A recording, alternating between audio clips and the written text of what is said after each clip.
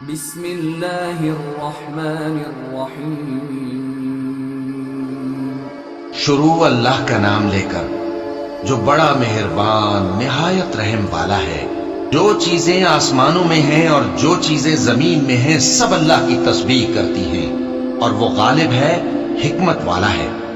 وہی تو ہے جس نے کفار اہل کتاب کو پہلی لشکر کشی پر ہی ان کے گھروں سے نکال دیا۔ مسلمانوں، تمہارے خیال میں بھی نہ تھا کہ وہ نکل جائیں گے، اور وہ لوگ یہ سمجھے ہوئے تھے کہ ان کے قلعے ان کو اللہ کے عذاب سے بچا لیں گے، مگر اللہ نے ان کو وہاں سے آ لیا جہاں سے ان کو گمان بھی نہ تھا، اور اس نے ان کے دلوں میں دہشت ڈال دی کہ اپنے گھروں کو خود اپنے ہاتھوں اور مومنوں کے ہاتھوں سے اجاڑنے لگے۔ تو اے بصیرت کی آنکھیں رکھنے والو، عبرت حاصل کرو، اور اگر اللہ نے ان کے بارے میں جلا وطن کرنا نہ لکھ رکھا ہوتا تو ان کو دنیا میں بھی عذاب دے دیتا، اور آخرت میں تو ان کے لیے آگ کا عذاب تیار ہے ہی۔ یہ اس لیے کہ انہوں نے اللہ اور اس کے رسول صلی اللہ علیہ وآلہ وسلم کی مخالفت کی، اور جو شخص اللہ کی مخالفت کرے تو اللہ اسے سخت عذاب دینے والا ہے۔ مومنوں، کھجور کے جو درخت تم نے کاٹ ڈالے یا ان کو ان کی جڑوں پر کھڑا رہنے دیا، سو یہ اللہ کے حکم سے تھا، اور اس سے مقصود یہ تھا کہ وہ نافرمانوں کو رسوا کرے۔ اور اے مسلمانوں، جو مال اللہ نے اپنے پیغمبر کو ان لوگوں سے جنگ کے بغیر دلوایا ہے اس میں تمہارا کچھ حق نہیں، کیونکہ اس کے لیے نہ تم نے گھوڑے دوڑائے نہ اونٹ، لیکن اللہ اپنے پیغمبروں کو جن پر چاہتا ہے غالب کر دیتا ہے، اور اللہ ہر چیز پر قادر ہے۔ جو مال اللہ نے اپنے پیغمبر صلی اللہ علیہ وآلہ وسلم کو بستیوں والوں سے دلوایا ہے وہ اللہ کے اور پیغمبر کے قرابت والوں کے اور یتیموں کے اور حاجت مندوں کے اور مسافروں کے لیے ہے، تاکہ جو لوگ تم میں دولت مند ہیں انہی کے ہاتھوں میں نہ گردش کرتا رہے، اور جو چیز تم کو پیغمبر صلی اللہ علیہ وآلہ وسلم دیں وہ لے لو، اور جس سے منع کرے اس سے باز رہو، اور اللہ سے ڈرتے رہو، بے شک اللہ سخت عذاب دینے والا ہے۔ اور ان ضرورت مند مہاجروں کے لیے بھی جو اپنے گھروں اور مالوں سے خارج اور جدا کر دیے گئے ہیں، جو اللہ کے فضل اور اس کی خوشنودی کے طلبگار اور اللہ اور اس کے پیغمبر کے مددگار ہیں، یہی لوگ سچے ہیں۔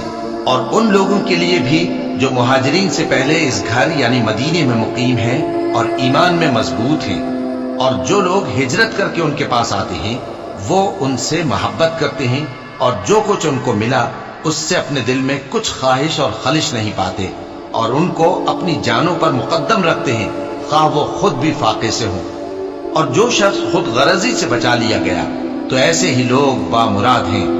اور ان کے لیے بھی جو ان مہاجرین کے بعد آئے اور دعا کرتے ہیں کہ اے پروردگار، ہمارے اور ہمارے بھائیوں کے جو ہم سے پہلے ایمان لائے ہیں گناہ معاف فرما، اور مومنوں کی طرف سے ہمارے دل میں کینہ و حسد نہ پیدا ہونے دے۔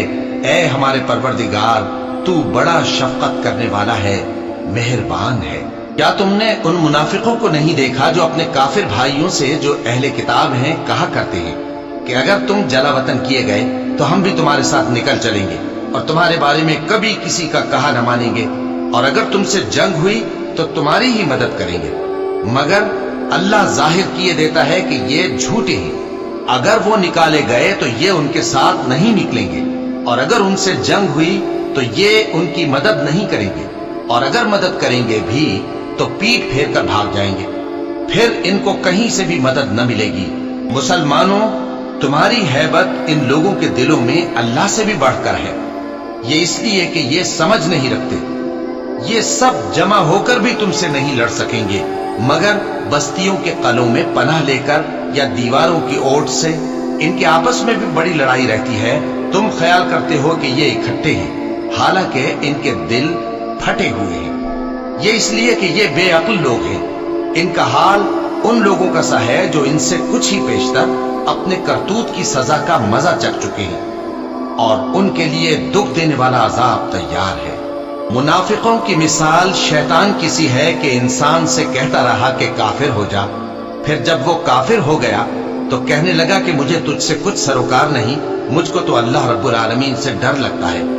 تو دونوں کا انجام یہ ہوا کہ دونوں دوزخ میں جائیں گے، ہمیشہ اس میں رہیں گے، اور بے انصافوں کی یہی سزا ہے۔ اے ایمان والو، اللہ سے ڈرتے رہو اور ہر شخص کو دیکھنا چاہیے کہ اس نے کل یعنی آخرت کے لیے کیا سامان بھیجا ہے۔ اور ہم پھر کہتے ہیں کہ اللہ سے ڈرتے رہو، بے شک اللہ تمہارے سب اعمال سے خبردار ہے۔ اور ان لوگوں جیسے نہ ہو جانا جنہوں نے اللہ کو بھلا دیا تو اللہ نے انہیں ایسا کر دیا کہ وہ خود اپنے آپ کو بھول گئے۔ یہی لوگ ہیں نافرمان۔ اہل دوزخ اور اہل بہشت برابر نہیں، اہل بہشت ہی کامیابی حاصل کرنے والے ہیں۔ اگر ہم یہ قرآن کسی پہاڑ پر نازل کرتے تو تم اس کو دیکھتے کہ اللہ کے خوف سے دبا اور پھٹا جاتا ہے۔ اور یہ مثالیں ہم لوگوں کے لیے بیان کرتے ہیں تاکہ وہ غور کریں۔ وہی اللہ ہے جس کے سوا کوئی معبود نہیں، پوشیدہ اور ظاہر کا جاننے والا، وہ بڑا مہربان ہے، نہایت رحم والا ہے۔ وہی اللہ ہے جس کے سوا کوئی عبادت کے لائق نہیں، بادشاہ حقیقی، ہر عیب سے پاک، سلامتی دینے والا، امن دینے والا، نگہبان، غالب، زبردست، بڑائی والا۔ اللہ مشرکوں کے شرک سے پاک ہے۔ وہی اللہ تمام مخلوقات کا خالق، ایجاد و اختراع کرنے والا، صورتیں بنانے والا، اس کے سب اچھے سے اچھے نام ہیں۔ جتنی چیزیں آسمانوں اور زمین میں ہیں سب اس کی تسبیح کرتی رہتی ہیں، اور وہ غالب ہے، حکمت والا ہے۔ صدق اللہ العظیم۔